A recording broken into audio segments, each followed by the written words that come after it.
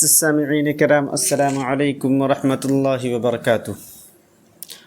آپ کو کیا لگتا ہے کہ نسبتوں سے فرق پڑتا ہے؟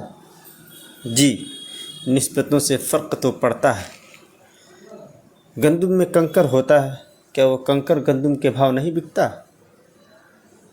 آپ یوں سمجھیں کہ ایک آدمی نے 2 اینٹیں لیں، ایک اینٹ کو مسجد میں لگا دیا اور ایک اینٹ بیت الخلاء میں لگا دی۔ اینٹ ایک جیسی، بنانے والا ایک، لگانے والا بھی ایک، لیکن ایک کی نسبت مسجد سے ہوئی اور ایک کی نسبت بیت الخلاء سے۔ جس اینٹ کی نسبت بیت الخلاء سے ہوئی وہاں ہم ننگا پاؤں بھی رکھنا پسند نہیں کرتے، اور جس اینٹ کی نسبت بیت اللہ سے ہوئی وہاں ہم اپنی پیشانی ٹیکتے ہیں، ان کو ہونٹوں سے چومتے ہیں، بوسہ دیتے ہیں۔ دونوں کے رتبے میں فرق کیوں ہوا؟ قیمت ایک تھی، چیز بھی ایک تھی، ایک ہی طریقے سے دونوں اینٹ ایک انسان نے لگائی بھی، فرق صرف یہ تھا کہ دونوں کی نسبت الگ الگ تھی۔